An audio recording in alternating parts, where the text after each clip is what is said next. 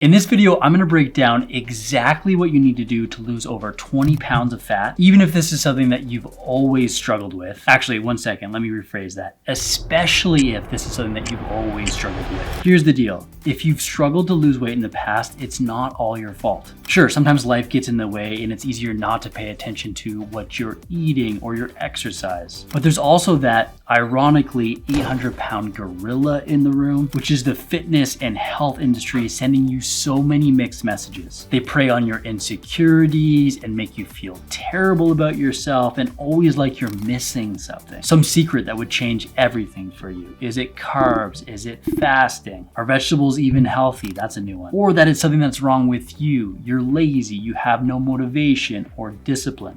No wonder why you're in this position. But today, that all changes with the right strategies to help you lose weight and keep it off for good, based on what's worked for me, but also my thousands of weight loss clients over the last 10 years. And listen up, we're gonna end on a strategy that's gonna change everything for you, so stay tuned for that. But let's start with number one. Sometimes it still surprises me that I need to say this, but tracking what you eat is a viable option for losing weight. And if anything, it might be the best way to do it. And that's because when you track what you eat and you eat towards some targets for calories and macronutrients, how much energy you're consuming and where that energy comes from, protein, carbohydrates, and fat, you're controlling for the variables from your food that are gonna have the biggest impact on weight loss. And this doesn't need to be a super complicated scientific process or math activity. You're really just trying to log your food and turn those food into numbers, which most tracking apps like Macros First, Macro Factor, Chronometer, they're going to do for you by just keeping a simple food log there. And then once we have this log, we can start to adjust our food levels and our food choices in a way that's gonna control and manage for the big picture variables that allow you to lose weight. And by doing this, you don't need to avoid certain foods, like cutting out sugar or avoiding bread. You can start to really manage the calories and macronutrients you're consuming in a way that makes it super easy to lose weight. If you can set yourself up on a personal finance budget, you can save money in your own life, you can track your own food, and benefit from a tracking-based approach. I've had so many clients that start doing this and are blown away about what they can eat and still lose weight, and even students that come into our nutrition coaching program and don't even realize this is an option. Tracking what you eat is the best way to learn more about your food and control for the things within your nutrition that are gonna give you the biggest bang for your buck when it comes to weight loss. And the best part is this can actually improve your relationship with food because you're no longer looking at it as good or bad. It's just better or worse within the context of your weight loss goals. So that's the first thing I would start with. Start tracking your food. But within these food choices, what should you aim to do? Let's talk about number two, more protein. I'm gonna go out on the limb here, and what I'm about to say is a bit grandiose, but stick with me for a second. Nearly 90% of the health issues you're facing, namely weight gain and everything that goes along with it, would be solved by eating more protein. Tracking your food levels and therefore your calories is important to lose weight because in order to lose weight, in order to take from our body fat stores,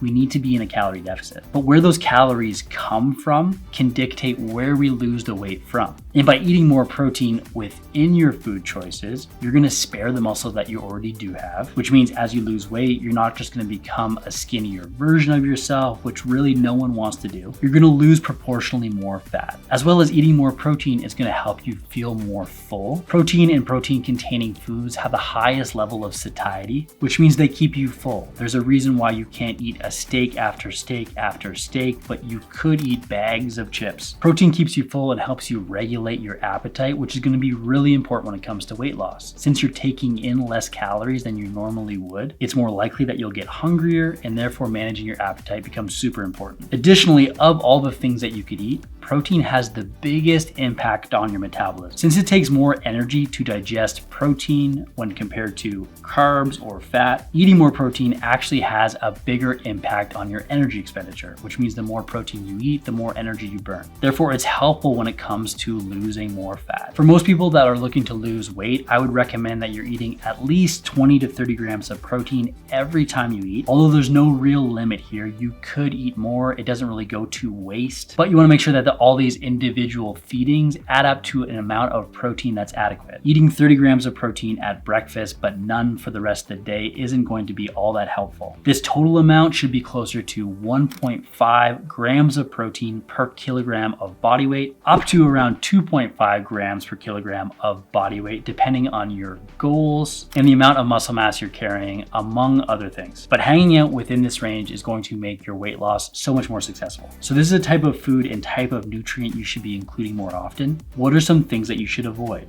Let's talk about number 3, avoiding empty calories. When it comes to successful weight loss, nothing really is off limits. As we talked about before, there's no real good or bad foods, but there are some things that you should just choose less of. These are usually foods that contain empty calories. They don't provide you with a lot of nutrition, and they're not all that beneficial when it comes to weight loss. Thinking about things like liquid calories, juice, and pop, things that just contain sugar, they don't do a really good job of providing you with protein or essential nutrients, and they don't really fill you up. And the same goes for alcohol. Alcohol in itself isn't inherently fattening. You don't just drink it and automatically gain weight. You can drink alcohol and still lose weight when you set it up correctly, but for many people, it's just a practical thing. There's a limit around how many calories you consume from things that don't really help and still lose weight.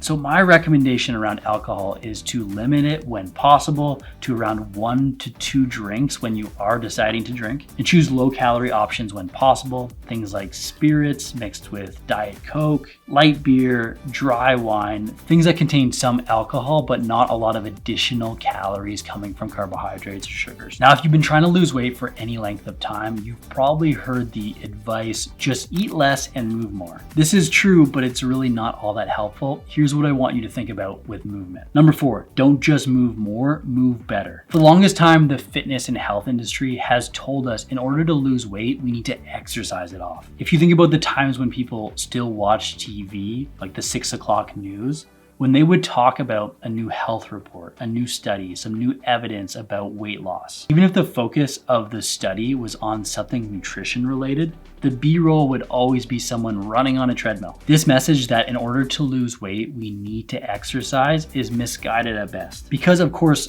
obesity does come down to energy balance, calories in, which is from our food and drink, and calories out, meaning the amount of calories we burn on a daily basis. And in order to lose weight, we need to consistently create that imbalance. Many have thought that you can just exercise this off, but in reality, you can make up this difference very quickly through what you eat. And although movement can be helpful, I want you to think about the movement you're doing not just as a means to burn energy, but as a way to get stronger and as a way to do things that you enjoy that'll also improve your overall health, not just your weight. What this means is you should be doing some sort of resistance-based strength training around 2 to 3 times per week. The focus of your exercise and time spent in the weight room should be focused on getting stronger. This is going to help you retain the muscle that you already do have and maybe even gain some muscle, as well as improve your overall quality of life. And then do forms of cardiovascular based exercise that you enjoy. If you like running and cycling, go for it. If you like playing team sports, even better. This should also be probably another 1 to 2 additional sessions per week, or making up at least 150 minutes total of exercise spread throughout the week. And that's how we start to focus on moving better, not just moving more. Now, with that being said, being more active in ways that aren't truly exercise can also be helpful. In the science world, they call this type of activity non-exercise activity thermogenesis, or NEAT for short. And it's the amount of calories that you're burning throughout the day doing things that aren't exercise, like fidgeting, toe tapping, but also moving around. And ramping up your daily steps and just moving more in that capacity can be really helpful for losing weight and also keeping it off. If you were my weight loss client, what I would do with you is get a baseline level of the steps you're taking per day. On average, just measure it for 3 to 5 days. If you're already carrying your phone most of the time, or you have a watch that tracks this amount of steps, you're already collecting that data. Just get a sense of what's normal and add in around 2,000 more steps per day. Don't just move more, move better. It'll go a long way. And the last strategy here, arguably the most important, number 5, weight loss is a game of compromise. This is the most important one, and here's the premise. When it comes to losing weight, you can have it all. You probably just can't have it all at once, which means there's a time and a place for everything. There's no such thing as bad foods. There's no such thing as good foods. But if you want to be successful when it comes to weight loss and fat loss, you need to improve at compromise, which means picking your battles. If you like drinking alcoholic beverages, you might not be able to eat many more of the foods that are deemed unhealthy or high calorie. You probably at times need to pick your battles, do one or the other. This doesn't have to be forever, but while you're managing your calories, it's going to be the thing that you need to do in order to see results. Now, some people do well for a period of time just avoiding the foods that they would consider trigger foods that they can't stop overeating. But in my experience, after working with thousands of weight loss clients, I would rather see you work those foods in moderation, within calorie control, which is one of the reasons why we talked about tracking food first, because you can work it into your food levels. You don't need to avoid it entirely. And therefore it starts to become less of this off limits food that you just can't eat anymore. Because as you know, you've lived this life. As soon as you deem something off limits, you just want it more. So work in a little bit of chocolate, work in a little bit of ice cream or chips or an alcoholic beverage. Whatever that thing is, work it in, look forward to it, and start to understand that weight loss is just a game of compromise. And the more that you can find that balance, the better you're going to do right now, but also in the future. And that's it, folks. If you follow these strategies, you'll lose 20 pounds in no time and you'll be able to keep it off. Now, as great as all those tips are, if you're really serious about weight loss, one thing we didn't address today that can be super helpful when it comes to weight loss is volume eating. You can learn more about that in the video I've linked up right here. So check it out now, and I'll see you in the next video.